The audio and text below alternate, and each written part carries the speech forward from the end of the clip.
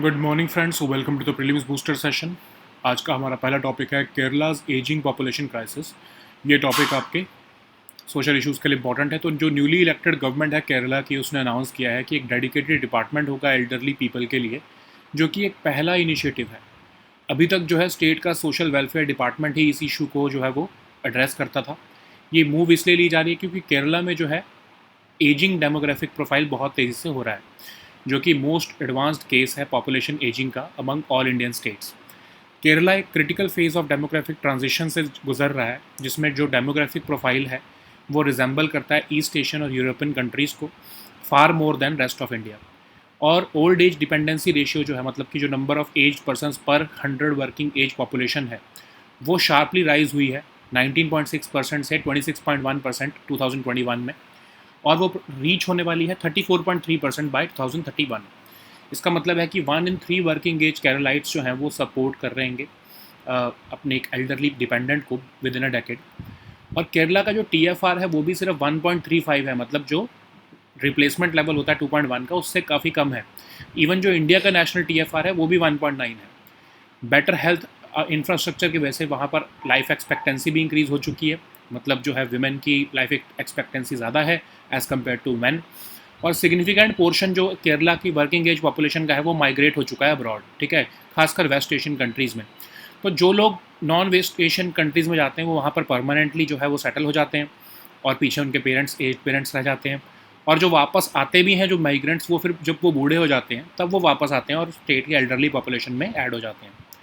India की जो ageing report 2023 है, उसने नोट किया है कि 17.5% केरला की रूरल पॉपुलेशन जो है वो, उसमें 60 या 60 से ज़्यादा की एज के इंडिविजुअल्स हैं, क्योंकि वर्किंग एज लोग जो है वो माइग्रेट कर जाते हैं रूरल एरियाज से सिटीज़ या अब्रॉड में, और एक higher density of elderly in villages जो है वो पीछे रह जाती है। सिग्निफिकेंटली ज़्यादा एल्डरली वुमेन जो है वो देन मैन इन केरला में रहते हैं। सेक्स रेशियो जो है अमंग 80 ईयर्स या उससे अबव जो है उसमें वो बहुत ज़्यादा वुमेन के जो है वो पॉपुलेशन ज़्यादा है। तो एक तरह से जो है लार्ज पॉपुलेशन ऑफ विडोज़ हो गई है उसकी वजह से। स्टेट का जो एल्डर, अब कुछ केरला ने कुछ इनिशिएटिव्स ऑलरेडी भी लिए हुए हैं, जैसे स्टेट एल्डरली कमीशन एक क्वाजी जुडिशल फोरम है ताकि rights and welfare of senior citizens protect हो सकें। एक वायोमित्रम प्रोग्राम है जिसमें एक मोबाइल मेडिकल केयर प्रोग्राम होता है, हेल्थ केयर डोर स्टेप पर मिलती है एल्डरली सिटीजन्स को। समय प्रभा जो कि एक डे केयर इनिशिएटिव है सीनियर सिटीजन्स का।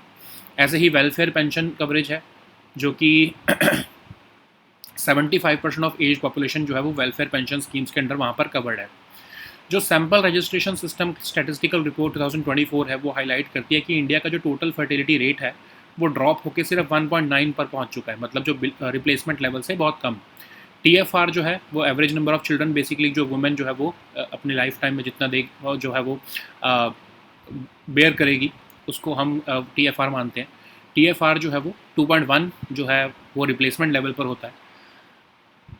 और इंडिया का जो इंडिया का जो है फर्टिलिटी रेट है ये क्यों डिक्लाइन हो रहा है? इंडिया में जो है रैपिड अर्बनाइजेशन है, ठीक है, बेटर एजुकेशन है, डिज़ायर है स्मॉल फैमिलीज़ की, बेटर हेल्थ केयर है, इम्प्रूव्ड एक्सेस टू है कॉन्ट्रासेप्शन, ठीक है। तो डिस्पाइट फॉलोइंग TFR इंडिया के पास फिर भी सिग्निफिकेंट डेमोग्राफिक डिविडेंड है।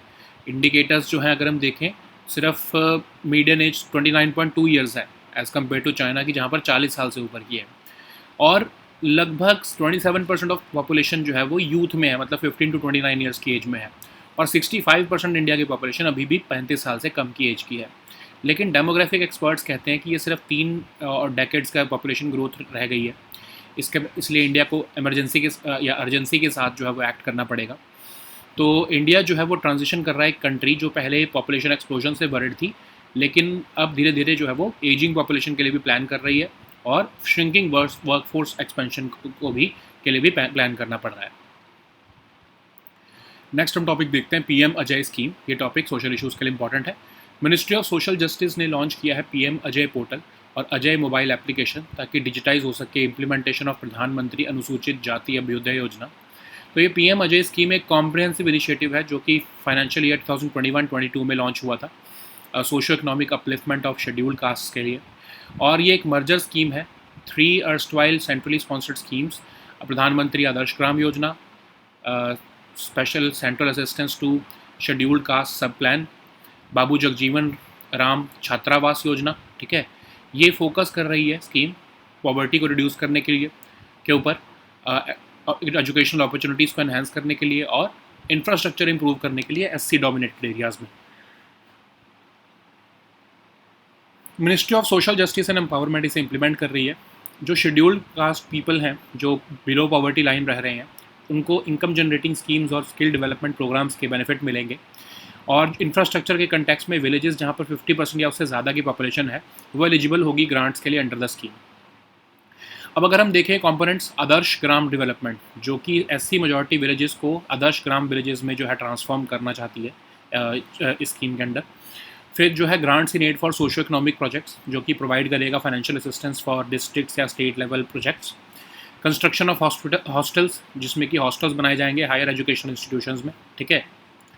नेक्स्ट हम टॉपिक देखते हैं इन्फॉर्मेशन एजेंट्स। ये टॉपिक आपके साइंस एंड टेक के लिए इंपॉर्टेंट है।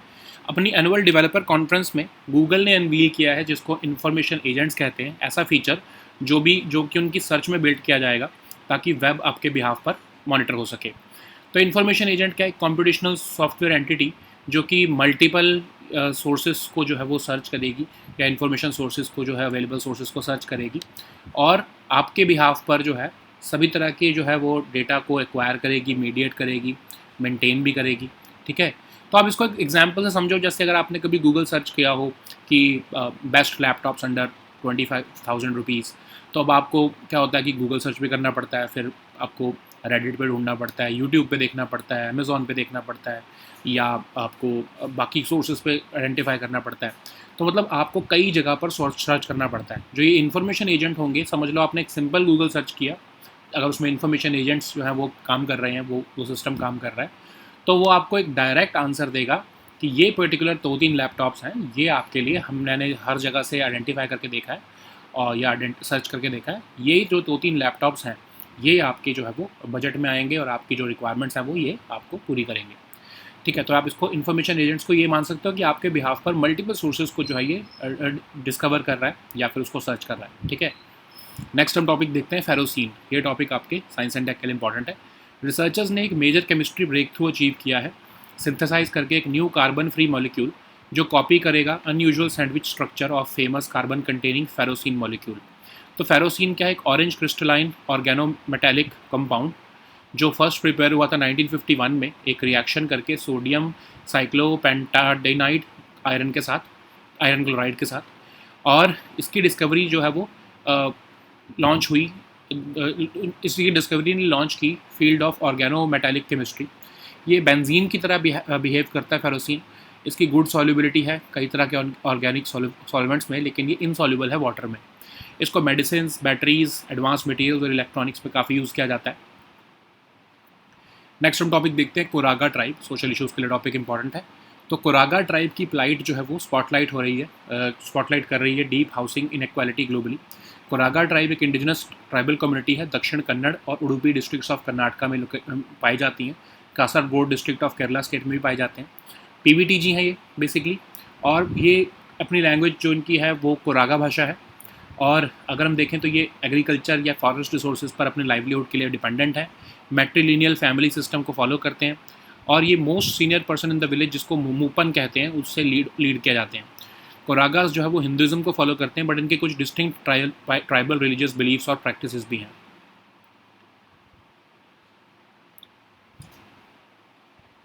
नेक्स्ट हम टॉपिक देखते हैं वेम्बनाद लेक। ये टॉपिक इन्वायरमेंट के लिए इंपॉर्टेंट है। तो रीसेंट एक्शंस जो है केरला गवर्नमेंट के हाउस बोट्स के ऊपर लिए गए हैं केरला हाई कोर्ट के ऑर्डर के बाद, हाउस बोट पोल्यूशन के, उसने कन्वर्सेशन स्टेयर कर दी हैं about the pollution load in Vembanad ecosystem. तो वेम्बनाद लेक लार्जेस्ट लेक है केरला की, लॉन्गेस्ट लेक है इंडिया की, लार्जेस्ट ट्रॉपिकल वेटलैंड इकोसिस्टम है south west coast of India पर। इसकी 4 रिवर्स इसके सोर्सेज हैं और ये सेपरेट होती है from Arabian sea by a narrow barrier island, और एक elaborate network of canals and back waters से ये जो है वो बनी हुई है। और ये कोकोनट पाम्स और एक्सटेंसिव पैडी फील्ड्स यहाँ पर आपको देखने को मिलेंगे। वल्लम कली, जिसको स्नेक बोट रेस कहते हैं, हर साल यहाँ पर मंथ ऑफ अगस्त में होती है, और 2002 में इसको वेम्बनाद लेक को रामसर साइट भी बना दिया गया। तो यहाँ पर कई तरह के माइग्रेटरी बर्ड्स भी आपको देखने को मिलेंगे जो साइबेरिया या हिमालय से आते हैं। ओके, नेक्स्ट हम टॉपिक देखते हैं बिग आइलैंड। ये टॉपिक भी इन्वायरमेंट के लिए इंपॉर्टेंट है। तो एक अर्थक्वेक जो है मैग्नीट्यूड 6 का बिग आइलैंड ऑफ हवाई में रिसेंटली स्ट्रक हुआ है। तो बिग आइलैंड जो है लार्जेस्ट हवाईन आइलैंड है जिसमें 5 वॉल्केनोज आते हैं। मोस्ट एक्टिव इसमें है मौना लोआ और किलावा। तो अगर हम आइलैंड देखें तो यहाँ पर डाइवर्स क्लाइमेट्स मिलेंगे, ट्रॉपिकल रेन फॉरेस्ट से लेकर वॉल्केनिक डेजर्ट्स या फिर स्नो कैप्ड समिट्स। हवाई वॉल्केनोज नेशनल पार्क एक यूनेस्को वर्ल्ड हेरिटेज साइट है, ठीक है, जो कि इसी आइलैंड पर लोकेटेड है। So now let us see all these topics in English. So the first topic is Kerala's aging population crisis. This topic is important for your social issues. The newly elected government in Kerala has announced the formation of a dedicated department for elderly people. This is the first such initiative in India. Currently, the welfare of the aged falls under the state's social welfare department. So this move is being driven by Kerala's rapidly aging demographic profile, which is the most advanced case of population aging among all Indian states. So Kerala is going through a critical phase of demographic transition with a demographic profile resembling East Asian and European countries far more than rest of the country. So the old age dependency ratio, the number of aged persons per 100 working age persons, has risen sharply in Kerala, and it is projected to reach about 34.3% by 2031 there. So, which would mean that 1 in 3 working age Keralites will be supporting an elderly dependent within a decade. So, Kerala's TFR has fallen to just 1.35, which is much below the national replacement level of 2.1, and even below India's national TFR of 1.9 currently. So, better healthcare infrastructure has increased life expectancy there. 78.4 for women and 1.9 for men. A significant portion of Kerala's working age population has also migrated abroad, particularly to West Asian countries and beyond. So those who migrate to the non-West Asian countries, they often settle there permanently, leaving their aged parents behind. Simultaneously, the return migrants from West Asia, they come back only after their working years are exhausted. So they only add to the state's elderly population, creating a double burden. So India Aging Report 2023 noted that 17.5% of Kerala's rural population comprises of individuals aged 60 and above. Because working age population migrates from rural areas to cities or abroad, leaving behind a higher density of elderly in villages. So there are significantly more elderly women than women than men in Kerala. This has created a large population of widows living alone without adequate social or financial support. So what Kerala has done already? So, State Elderly Commission was formed last year. This is the first of its kind quasi-judicial forum for protecting the rights and welfare of senior citizens. Then we have Vyomitram, which is a mobile medical care program providing healthcare at the doorstep of elderly citizens. Then we have Samay Prabha, a daycare initiative for senior citizens. Welfare pension coverage is given to about 75% of the age population there.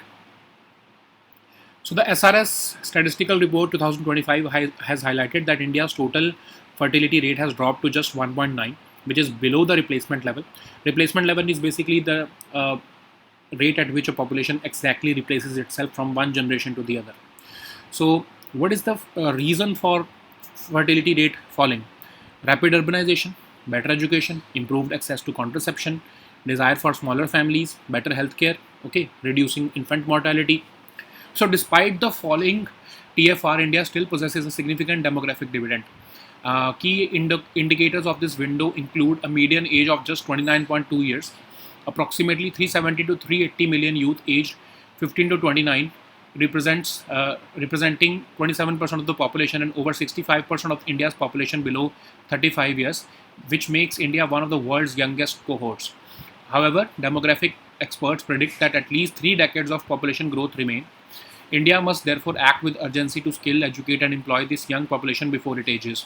India is transitioning from a country worried about population explosion to one which must plan for an aging population and a shrinking workforce expansion. So the next topic is PM Ajay scheme. This topic is important for your social issues. Ministry of Social Justice and Empowerment launched the PM Ajay portal and Ajay mobile application to fully digitize implementation of the Pradhan Mantri Anusuchit Jati Abhyodaya Yojana. So PM Ajay scheme is a comprehensive initiative launched in financial year 2021-22. It is aimed at the socio-economic upliftment of scheduled castes. It is a merger scheme of 3 erstwhile centrally sponsored schemes, namely Pradhan Mantri Adarsh Gram Yojana, Special Central Assistance to Scheduled Class Subplan, and Babu Jagjeevan Ram Chhatravas Yojana. It focuses on reducing poverty, enhancing educational opportunities, and improving infrastructure in SC dominated areas. So, SC people living below the poverty lines are eligible for getting the benefits under the income generating schemes and skill development programs. In case of infrastructure development, the villages having 50% of or more SC population, they are eligible for grants under the scheme. Key components of the scheme include Adarsh Gram development, that is transforming SC majority villages into Adarsh Grams, grants in aid for socio-economic projects, that is providing financial assistance for district or state level projects, construction of hostels, which includes building hostels in higher education institutions. Okay. So the next topic is information agents. This topic is important for your science and tech section. At its annual developer conference recently, Google unveiled something called information agents, which is a feature which will be built into search to monitor the web on your behalf. So information agents are an information agent is a computational software entity which may access one or multiple distributed or heterogeneous information sources available and proactively acquires, mediates, and maintains relevant information on behalf of its users.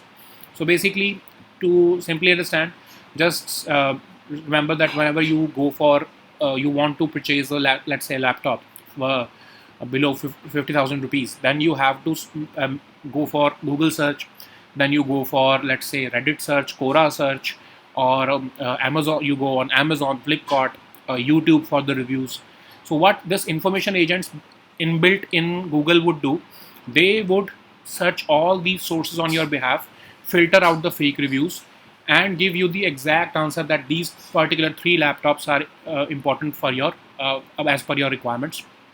Okay, so that you do not have to manually go for multiple searches on multiple platforms. Okay. So the next topic is ferrocene. This topic is important for your science and tech section. Researchers have achieved a major chemistry breakthrough by synthesizing a new carbon-free molecule which copies the unusual sandwich structure of the famous ferrocene molecule. So ferrocene is an orange crystalline organometallic compound. It was first prepared in 1951 by the reaction of sodium cyclopentadienide with iron chloride. Its discovery launched the field of organometallic chemistry. It occurs as a highly stable orange crystals and it has a high melting point. So it behaves like benzene. It has good solubility in a range of organic solvents, but it is insoluble in water. It is used in medicines, batteries, advanced materials and electronics. So the next topic is Koraga tribe. This topic is important for your social issues. The plight of Koraga tribe has spotlighted the deep housing inequality globally. Koraga tribe is an indigenous tribal community found mainly in Dakshin Kannada and Udupi districts of Karnataka and Kasaragod districts of Kerala. So they are classified as PBTG. Their language is known as Koraga Bhasha. They mainly depend on agriculture and forest resources for their livelihoods. They follow a matrilineal family system. The Koragas are led by the most senior person in the village, known as Mupan. They follow Hinduism, but they also have distinct tribal religious beliefs and practices. So the next topic is Vembanad Lake. This topic is important for your environment section. Recent actions by the Kerala government on houseboats following the Kerala High Court's order on houseboat pollution has again stirred conversations regarding the pollution load in Vembanad ecosystem. So Vembanad Lake is the largest lake in Kerala and is the longest lake in India. It is also the largest tropical wetland ecosystem on the southwest coast of India. This lake has its source in 4 rivers. It is separated from the Arabian Sea by a narrow barrier island. It has an elaborate network of canals and backwaters, and it is flanked by coconut palms and extensive paddy fields, which are below mean sea level. Vallamkali, that is a snake boat race, it is held every year in the month of August in Vembanad Lake, and it was designated as a Ramsar site in 2002. So it is also home to this Vembanad Lake is home to numerous migratory birds which travel all the way from Siberia and the Himalayas there. Okay. So the next topic is Big Island. This topic is important for environment section. So an earthquake of magnitude 6 struck near the Big Island of Hawaii recently. Big Island is the largest Hawaiian island. It is made up of 5 volcanoes. The most active one of them are Mauna Loa and Kilauea. So the island features diverse climates ranging from tropical rainforest to volcanic deserts and snow-capped summits. Hawaii Volcanoes National Park is a UNESCO World Heritage Site and it is located on this particular island only. Okay. So these were our topics for today. We'll meet next time with new topics. Until then, goodbye and take care.